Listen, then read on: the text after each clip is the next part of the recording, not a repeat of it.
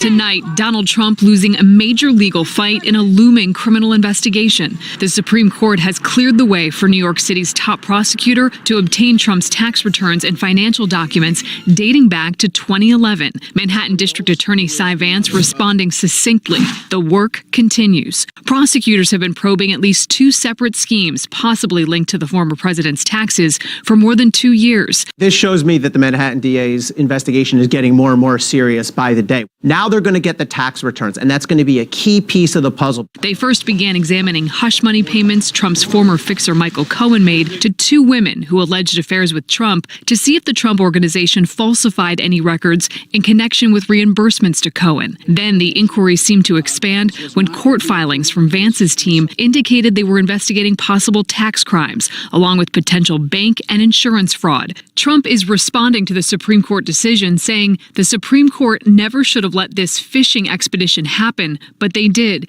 He also accused the district attorney of being politically motivated and reiterated the witch hunt theme he's been harping on for years. This is a continuation of the witch hunt, the greatest witch hunt in history. There's never been anything like it, where people want to examine every deal you've ever done to see if they can find that there's a comma out of place. The criminal probe has only intensified. District Attorney Vance has been bolstering his team, adding a well-known former federal prosecutor with an expertise in financial crimes. And they've interviewed Michael Cohen, who's already testified to Congress about Trump's alleged schemes. Did the president or his company ever inflate assets or revenues?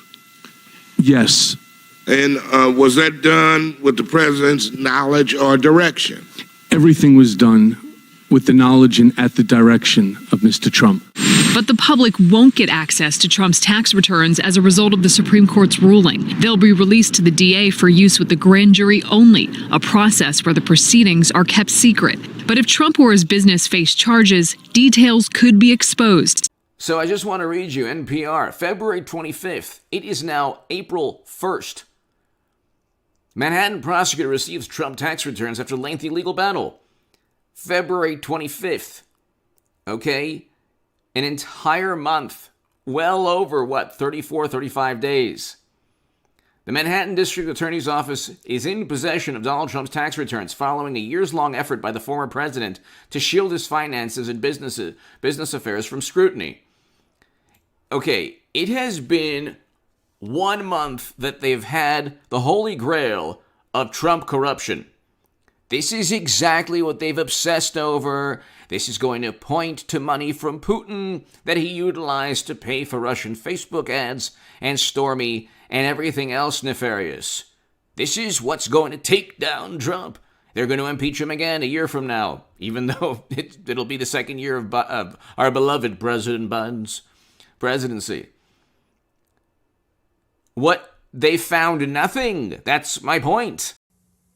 The former daughter-in-law of the Trump Organization's chief financial officer says she has boxes and boxes of documents for investigators after her contentious divorce. CBS News investigative reporter Graham Cates has the story on how the bitter divorce proceedings between Jennifer and Barry Weisselberg wound up at the center of one of the most high-profile criminal investigations in history, the Manhattan District Attorney's probe into former President Donald Trump.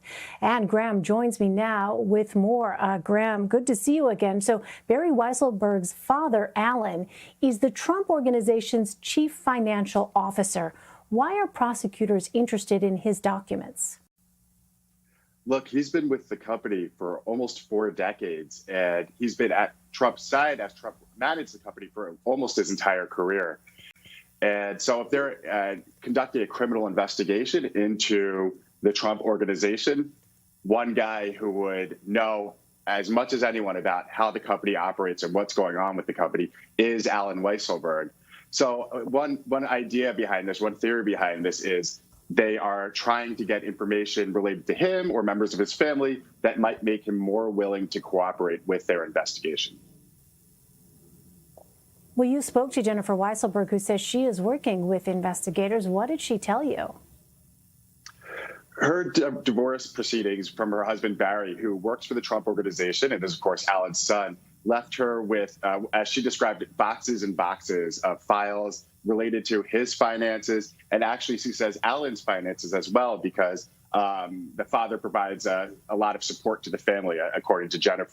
And so she said she actually hired a lawyer who used to work for the Manhattan District Attorney's Office, and she hired a forensic accountant who had been a criminal investigator for the IRS for 2 decades. And she said she had them helping her sort through all of these financial documents, looking at bank accounts she didn't know about, she said, and PO boxes she didn't know about, she said, to try to figure out what might be relevant to investigators and proactively turn those materials over.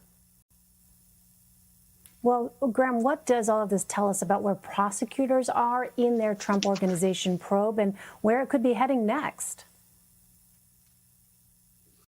It tells us that in one way that they're still in the information gathering stage. If they're still working towards getting a conversation with the CFO, it means that they're certainly not at the point where they need to question Donald Trump yet. But it also tells us that they're moving really fast and they're being aggressive. They just recently subpoenaed, at least she said, about 3 boxes worth of those divorce documents from her. And they were very specific. They said, we want the documents from the divorce that have to do with this account and this kind of, and credit cards and other financial aspects related to Barry and Alan, and also the Central Park rink that Barry managed for the Trump Organization.